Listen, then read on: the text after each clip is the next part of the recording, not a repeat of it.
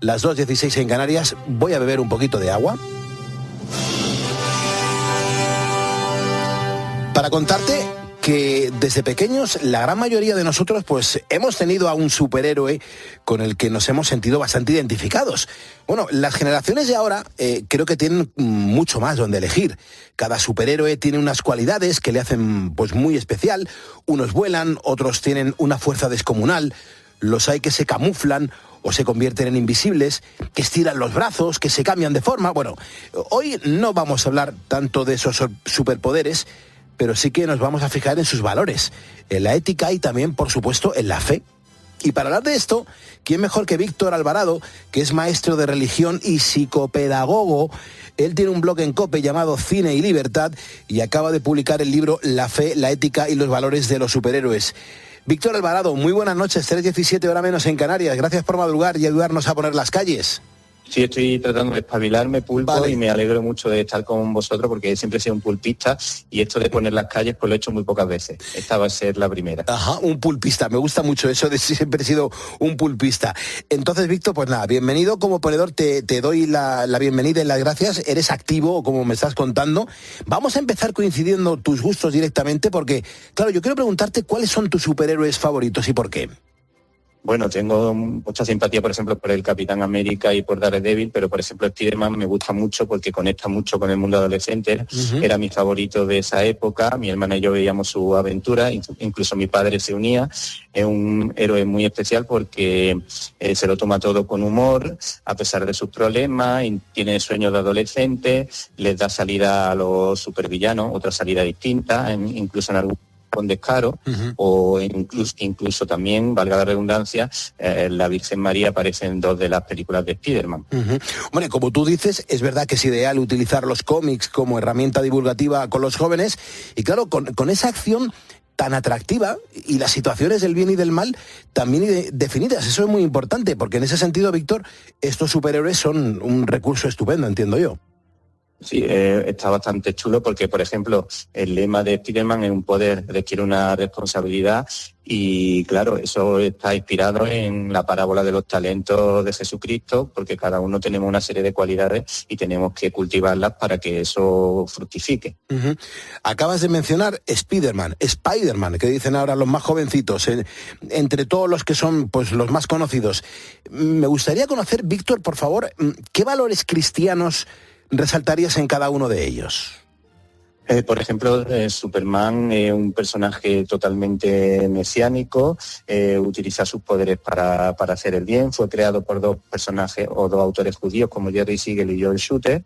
Y en el caso de, por ejemplo, Estela Plateada, pues fue creado por Stan Lee y Jack Kirby, y son 2 héroes mesiánicos que dan la vida por la humanidad, tienen conciencia social, y por ejemplo, Batman en alguna ocasión resucita, Superman en varias ocasiones, sobre todo hay un cómic de los 80 en el que sale el Superman melenudo que resucita y además está inspirado totalmente en los valores cristianos y en Cristo. Además, de hecho, estos héroes pues dan la vida por los demás, siempre están preocupados por la humanidad y cuál será su misión. Vamos a escuchar un ejemplo. ¿Has estado presumiendo, hijo? Sí, estoy seguro de que puedes hacer cosas sorprendentes. He llegado a una conclusión, hijo. Tú estás aquí por alguna razón. Y a veces pienso que vas a reventar si no se lo demuestras a la gente. Claro, este audio que acabamos de escuchar aquí en Poniendo las Calles, 3:20, 2:20 en Canarias, este audio pertenece a la película Superman, que estamos hablando del año 1978. Esta fue la primera de toda la saga en la que el actor Glenn Ford hacía de padre adoptivo de Superman. Víctor, ¿qué nos cuentas sobre esto, por favor? Pues aquí, en esta ocasión, está sobre todo la presencia de Glenn Ford, un gran actor del cine clásico, que hace las veces de padre adoptivo, que sería como el paralelo a San José, salvando las enormes distancias, y le da una serie de consejos muy sencillos, como los de la fe de la gente del campo, para que él se dé cuenta que esos poderes tienen que explotar de alguna manera y que habrá un momento en el que pueda manifestarlos de manera total.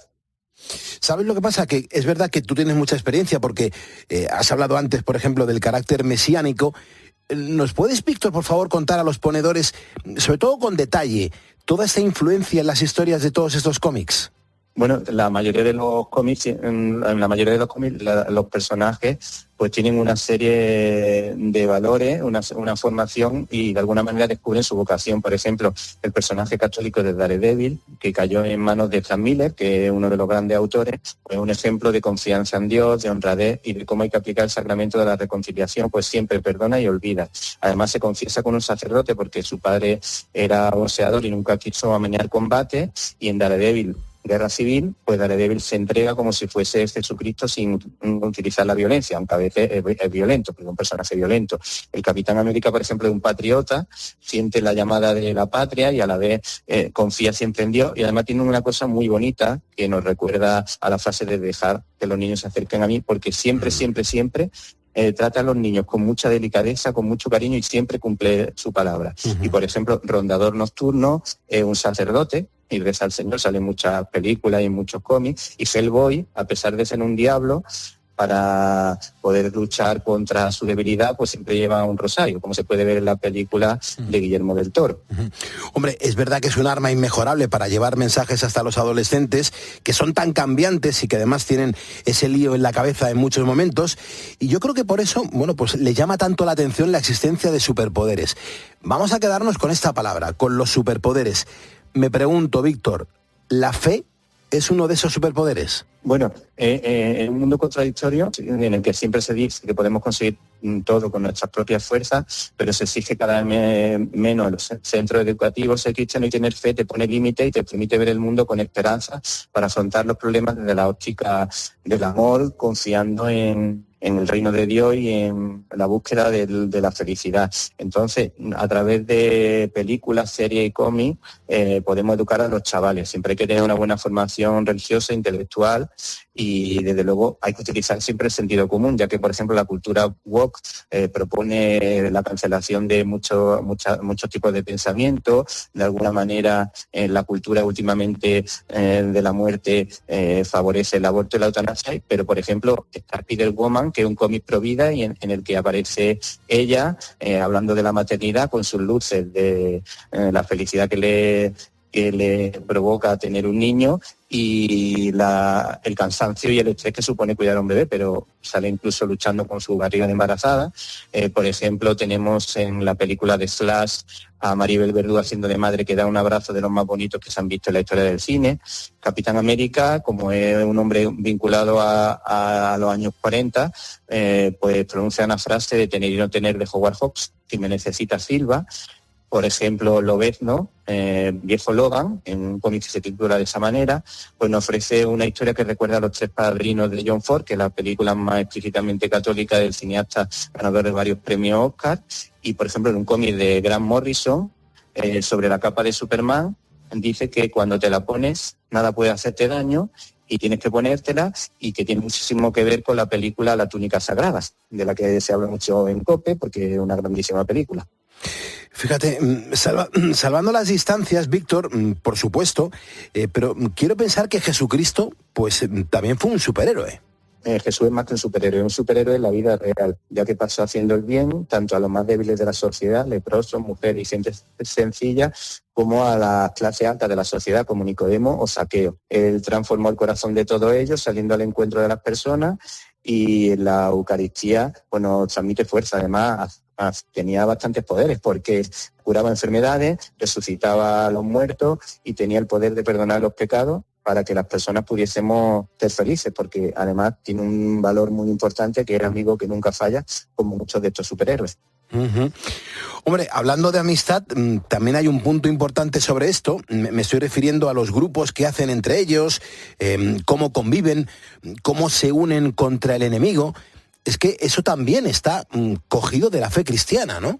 Por supuesto, los Cuatro Fantásticos forman una familia, un poco atípica, pero es una familia. En la película de Los Increíbles es una familia totalmente entregada, además una gran adaptación, es como una especie de parodia, pero una gran adaptación de Los Cuatro Fantásticos. La Patrulla X funciona como un colegio religioso. De hecho, hay un cómic de la Patrulla X en la que viajan al pasado, concretamente creo que el año 1602, me parece que se llama el cómic, si la memoria no me falla, en la que el profesor Xavier es como el abad de una orden religiosa, y por ejemplo Cíclope, Jane Grey, Bestia, todos esos personajes forman parte de esa orden religiosa. Uh-huh.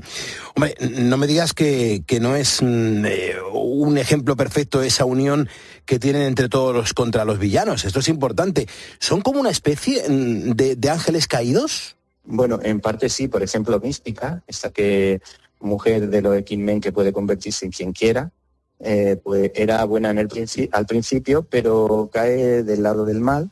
Pero, por ejemplo, en Capa y Puñal está formado por un superhéroe oscuro y por una superheroína inocente y ciega de Marvel, respectivamente, que cuentan con el tío de esta, que es sacerdote, como el referente espiritual y moral que le lleva por el buen camino ante sus debilidades, y además funcionan como un tándem que se equilibra de alguna manera y luchan contra el narcotráfico. Hay un cómic que incluso hace guiño a películas y a grandes novelas como Manhattan Transfer de John Dos Passos. Uh-huh. También tiene lugar la compasión, y eso es importante. ¿Cómo tratan este concepto?